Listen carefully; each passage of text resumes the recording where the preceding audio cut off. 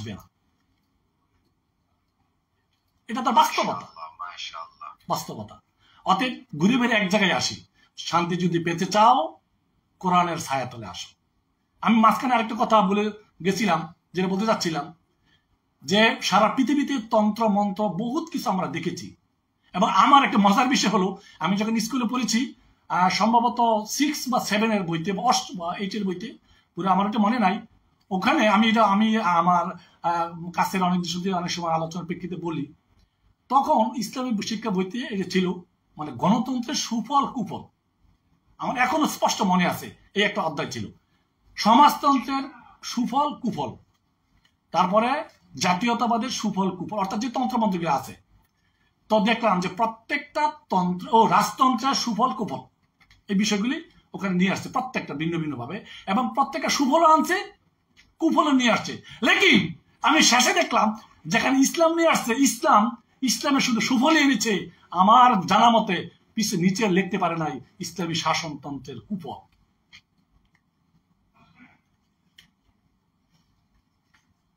ইসলামী শাসনতন্ত্রের কুফল নামক লেখাটা আমার যতটুকু মনে পড়ে আমি আমার বইতে তখন আমি পাইনি।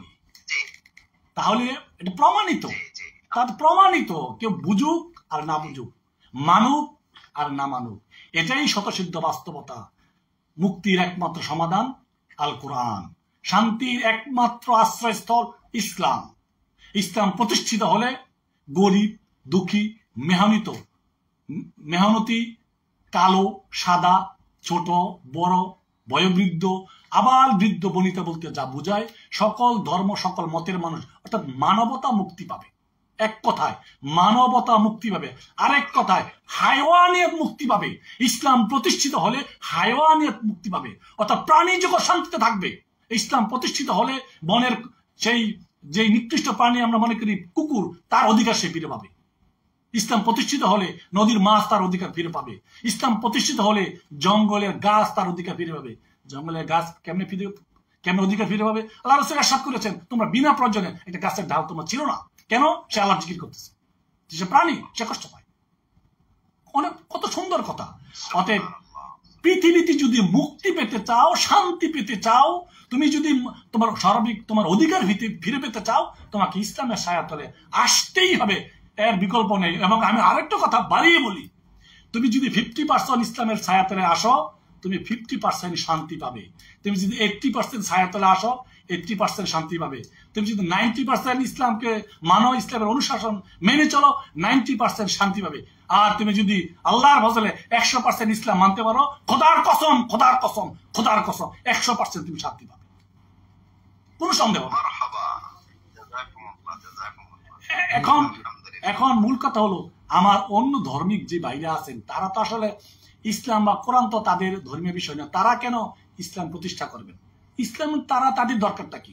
আমি কিন্তু একটু উত্তরে বলেছি, ইসলাম শুধু মুসলমানদের জন্য নয়, ইসলাম শুধু ইমানদারের জন্য নয়, ইসলাম শুধু হুজুরদের জন্য নয়, ইসলাম শুধু পীরদের জন্য নয়, ইসলাম মুহাদ্দিস মুফতিদের জন্য নয়, ইসলাম শুধু মাদ্রাসা তালেব ইলমদের জন্য নয়। ইসলাম মানবতার জন্য, ইসলাম ইনসানিয়তের জন্য, ইসলাম হায়ওয়ানিয়তের জন্য। যত প্রাণী আছে সমস্ত প্রাণীর জন্য ইসলাম পৃথিবীতে এসেছে। অতএব ইসলাম এই একমাত্র সমাধান, আর বিকল্প কোনো সমাধান নাই। যদি জাতিসংঘে ইসলাম অনুযায়ী জাতিসংঘ চলে, সারা পৃথিবীতে শান্তি বিরাজ করবে। যদি আমার রাষ্ট্রে ইসলাম অনুযায়ী চলে, আমার রাষ্ট্র পরিপূর্ণ শান্তি লাভ করবে। যদি আমার জেলাটা ইসলাম অনুযায়ী চলে, আমার জেলাওয়ালারা শান্তিতে থাকবে। যদি আমার উপজেলা ঠিক তদ্রুপ, যদি আমার ইউনিয়ন ঠিক তদ্রুপ, যদি আমার গ্রাম 100% ইসলাম অনুযায়ী চলে, তাহলে আমার গ্রামবাসীও শান্তিতে থাকবে। এটা আল্লাহ পাকের ওয়াদা। এই জন্য আমরা ইসলামের বাইরে আমি যদি মুসলমান হই, তাহলে ইসলামের বাইরে আমার চিন্তা করার সুযোগই নাই।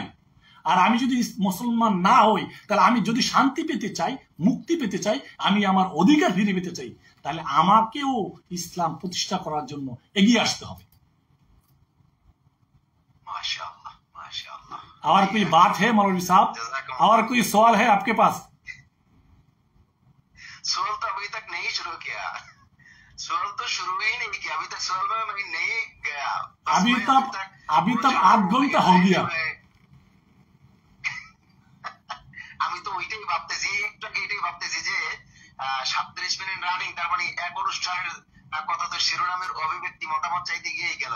জাযাকুমুল্লাহ, আল্লাহ পাক আপনার আলেমে হায়াতে বারাকাত দান করুন। আমিন। আমি আপনার প্রতি অভিভূত, আপনাকে অনেক আগে থেকেই চিনি, বা শুরু লগ্ন থেকেই চিনি, কিন্তু আমি ওইভাবে জানি না। যাক, আমরা সেদিকে না যাই। প্রিয় দর্শক, সবাই শেয়ার করে দিবেন, অত্যন্ত গুরুত্বপূর্ণ অনুষ্ঠান। এবার আমরা প্রশ্ন পর্বের মধ্যে যাই। আমরা প্রথম যে প্রশ্নটা করবো সেটা হলো 71-এর স্বাধীনতা ও 24-এর গণঅভ্যুত্থান, এই দুইটার মধ্যে আপনি পার্থক্য কিভাবে করবেন? অর্থাৎ এই দুইটা কি একই নাকি কোনো পার্থক্য আছে? যদি পার্থক্য থাকে তাহলে কোন দৃষ্টিতে কিভাবে আপনি ভাগ করবেন? জি বলবেন। আসলে কি 71 এবং 24 মূলত তো স্বাধীনতার জন্য আন্দোলন, অধিকার ফিরে পাওয়ার আন্দোলন, ভিন্ন কিছু ছিল না। অধিকার ফিরে পাওয়া। পরে অধিকার ফিরে পাওয়া, আমি একজন মানুষ হিসাবে, আমি একজন দেশের নাগরিক হিসেবে আমি আমার মৌলিক অধিকার চাই, আমি আমার মৌলিক অধিকারে বাঁচতে চাই। অর্থাৎ এই দিক থেকে এই দুই আন্দোলনের মধ্যে কোনো পার্থক্য নেই, একই। হ্যাঁ, একটু পার্থক্য আছে, সেটা হলো 71টা হয়েছিল আমাদের আরেকটা রাষ্ট্র বা আরেকটা প্রদেশ বা আরেকটা ভাষাভাষী মানুষদের সাথে। আর দুঃখের বিষয় হলো 24-এর এই সংগ্রামটা, আন্দোলনটা ছিল আমার সহভাষী, আমার প্রতিবেশী, আমার আত্মীয়, হয়তোবা আমার নেতা, আমার খাতা, তাদের বিরুদ্ধে সংগ্রামটা করতে হয়েছে। সেটা মানে দুঃখের ব্যাপারটা হলো এখানে আমার জাতিদের আমার বিরুদ্ধে অস্ত্র ধরেছে। কোনো কোনো দিকে দেখা যাবে ছেলের বিরুদ্ধে বাবা অস্ত্র ধরেছে, বা কেমনে, যেমন অনেক পুলিশের ছেলে শাহাদত বরণ করেছে 24-এর গণঅভ্যুত্থানে, আরেক পুলিশ থেকে গুলি করে হত্যা করেছে, অথচ ওই ছেলেটার পিতাই এই পুলিশে চাকরি করছে। যেটা আমরা জানি, এটা হলো সবচেয়ে দুঃখের, কষ্টের, সবচেয়ে পীড়াদায়ক, যে আমার পিতা আমার বুকে গুলি ছুটছে, আমি কেন গুলি খাচ্ছি? আমি আমার অধিকার ফিরে পাওয়ার জন্য আমি সংগ্রাম করছি, শুধু এই সংগ্রাম। এটা হলো আফসোসের জায়গা।